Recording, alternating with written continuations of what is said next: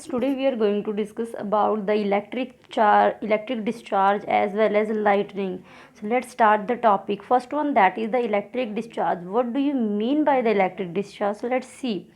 The flow of electric charge through a gas, liquid or solid is called electric discharge. It means जो electric charges है, it means positive negative जो charges हैं उनका flow करना from the solid, liquid और gas medium is known as electric discharge. और electric discharge की जो प्रोसेस है वो होती है अगर दो पॉइंट्स के बीच में या जो भी टू ऑब्जेक्ट्स उनके बीच में जो चार्जेस का डिफरेंस है वो बहुत ज़्यादा हो. फॉर एग्जांपल आपके पास फर्स्ट ऑब्जेक्ट हो, उसमें चार्ज सपोज करो 10 है, सेकंड ऑब्जेक्ट के अंदर थाउजेंड्स है.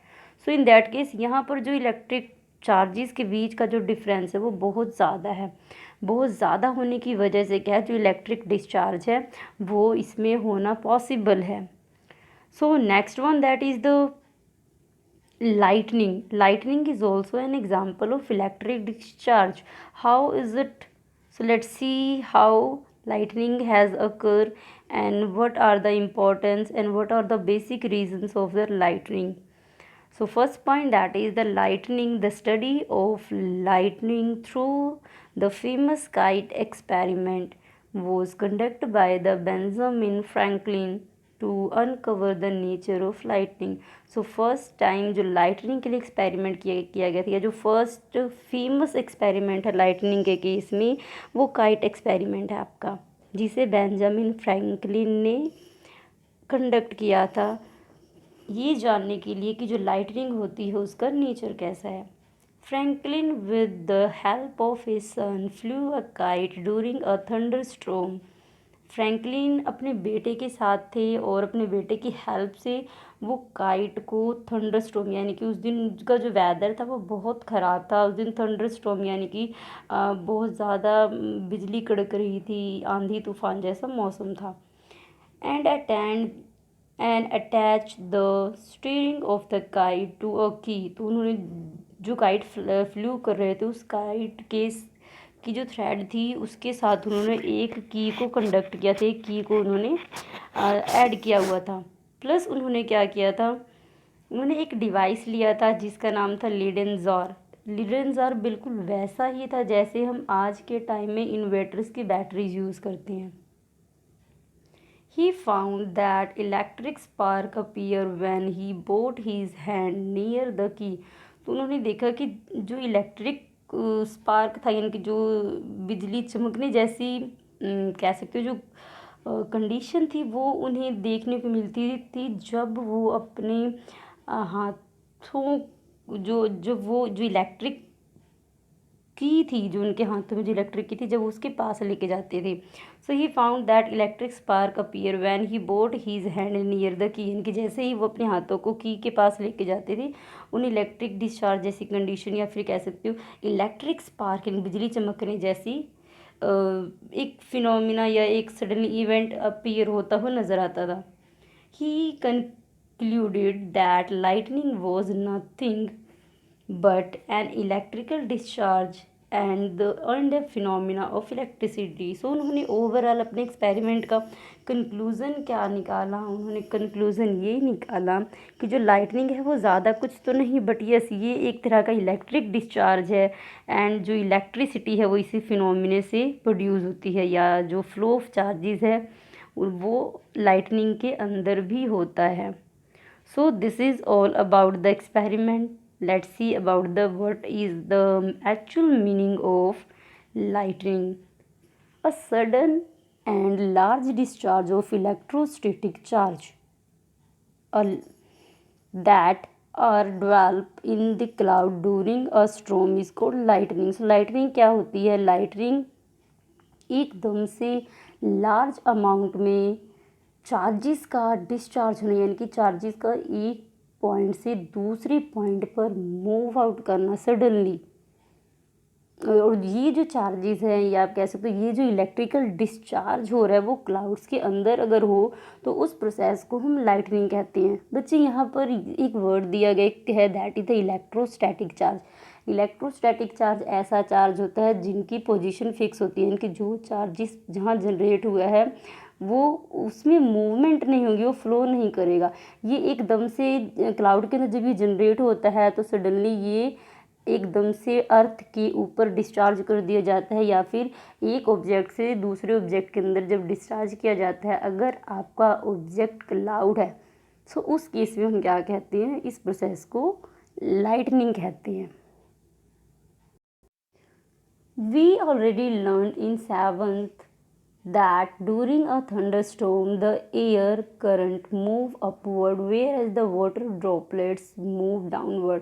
सो अब हम इस 7th स्टैंडर्ड में पढ़ चुके हैं, जब भी थंडरस्टॉर्म की कंडीशन होती है, थंडरस्टॉर्म बनते हैं या आते हैं, उस टाइम जो एयर करंट यानी कि जो एयर की मूवमेंट है वो अपवर्ड डायरेक्शन में होती है, ऊपर की डायरेक्शन में होती है, जबकि जो वाटर ड्रॉपलेट्स होते हैं वो अर्थ की तरफ मूव करते हैं। अब कभी ऐसा तो नहीं होता कि जब बारिश होती है तो पानी हवा में उड़ता रहता है और पानी ज़मीन पर आता ही नहीं है, ऐसा नहीं होता। जो वाटर है उसकी डायरेक्शन डाउनवर्ड होती है, यानी कि वाटर ड्रॉपलेट जो है वो क्लाउड से अर्थ सरफेस पे आते हैं, और जो एयर है, एयर करंट है, उसकी मूवमेंट अपवर्ड डायरेक्शन में होती है। ऐसा क्यों होता है? This happen because separation of charges, ये चार्जेस की सेपरेशन की वजह से होता है। occur due to the vigorous movement of the air current and the water droplet। तो जो ये मूवमेंट है अपवर्ड और डाउनवर्ड डायरेक्शन में, ये चार्जेस की वजह से होता है, या फिर आप कह सकते हो जो मूवमेंट है एयर करंट की या वाटर ड्रॉपलेट्स की, वो चार्ज सेपरेशंस की वजह से ही होता है। The tiny water droplets in the clouds acquire positive charge, यानी कि जो क्लाउड जब फॉर्मेशन होती है तो उसमें कुछ छोटे छोटे वाटर की ड्रॉपलेट्स होती हैं, कुछ बड़े साइज़ के वाटर ड्रॉपलेट्स होती हैं। सो जो छोटे यानी कि टीनी वाटर ड्रॉपलेट्स होते हैं क्लाउड्स के अंदर, उन पर पॉजिटिव चार्ज होता है और वो ऊपर की डायरेक्शन में मूव करते हैं due to their light weight, यानी कि जो हल्का होने की वजह से क्या है, जो छोटे छोटे वाटर के ड्रॉपलेट्स हैं क्लाउड के अंदर वो ऊपर की डायरेक्शन में मूव कर जाते हैं। On the others hand bigger water droplets acquire negative charge and move downward due to their heavy weight।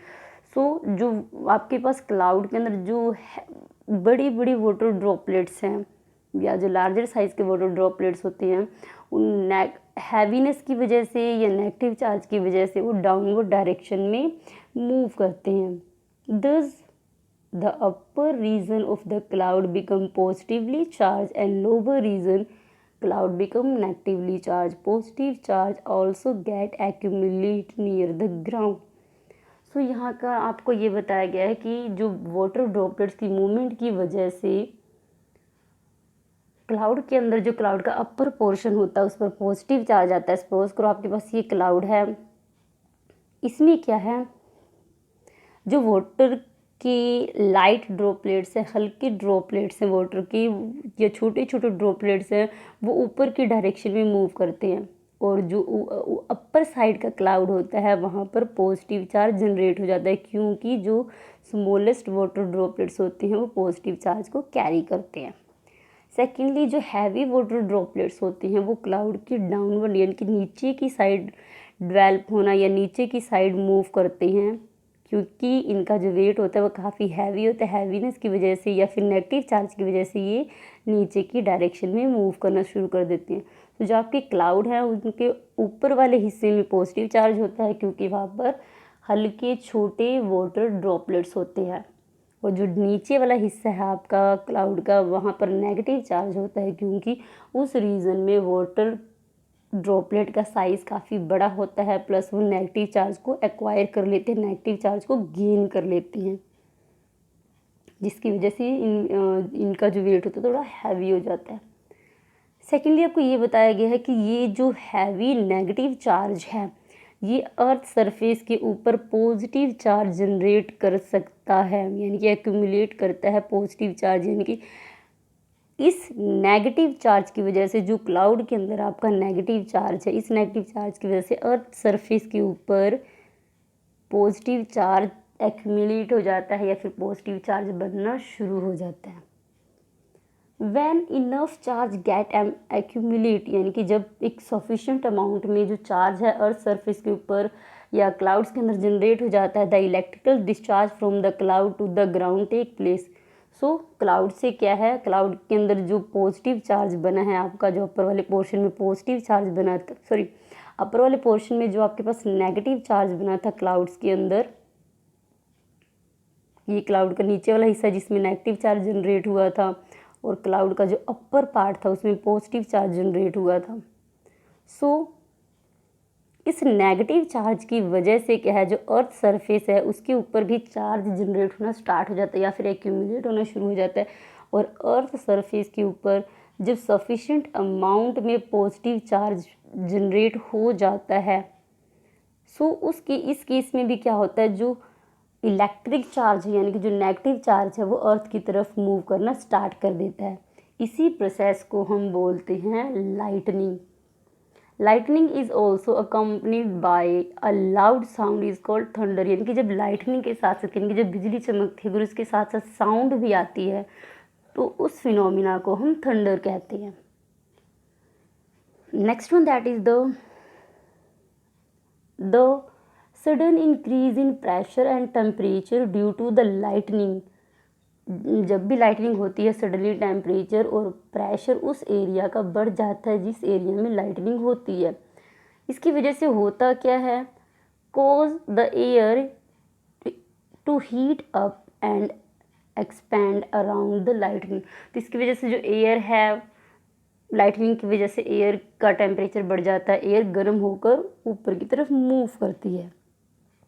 This expansion create shock wave in the air. जो एयर का एक्सपेंशन यानी कि एयर की जो मूवमेंट है या जो लाइटनिंग की वजह से जो हीट जनरेट हुआ है एटमॉस्फेयर के अंदर, उसकी वजह से क्या है, एक इलेक्ट्रिक शॉक या इलेक्ट्रिक वेव जनरेट होती है एयर के अंदर, which is refer to as a thunder. तो इसी वजह जो एयर और लाइटनिंग के कम्बिनेशन की वजह से क्या है, इलेक्ट्रिक अब कह सकते हैं या फिर जो शॉक वेव जनरेट होती हैं उसे हम थंडर कहते हैं। यानी कि लाइटनिंग हो रही है प्लस एयर प्रेशर की वजह से या फिर एयर हीटअप होने की वजह से एक साउंड जनरेट होती है, एक शॉक वेव जनरेट होती है जो कि हमें गरजने जैसी साउंड आती है, जैसे बादल गरज रहे हो, समथिंग लाइक दैट, इस तरह कुछ साउंड आती है। तो उस प्रोसेस को हम साइंटिफिक लैंग्वेज में थंडर कहते हैं। The sound of thunder is heard after some time of the lightning. तो अगर आपने कभी नोटिस किया है कि पहले नोटिस किया होगा बारिश के दिनों में कि जो बिजली की चमक है वो हमें पहले दिखाई देती है, और जो साउंड है यानी जो थंडर है यानी कि बादल की जो गरजने की आवाज़ है वो हमें बाद में सुनाई देती है। इसका जो बेसिक रीज़न है वो है क्योंकि जो लाइट है वो साउंड के कंपैरिजन में ज़्यादा तेज़ मूव करती है, because light travel faster than sound. Light की स्पीड ज़्यादा है इसलिए लाइट हमें पहले दिखाई दी जाती है, साउंड की स्पीड कम है तो साउंड हमें बाद में सुनाई देता है।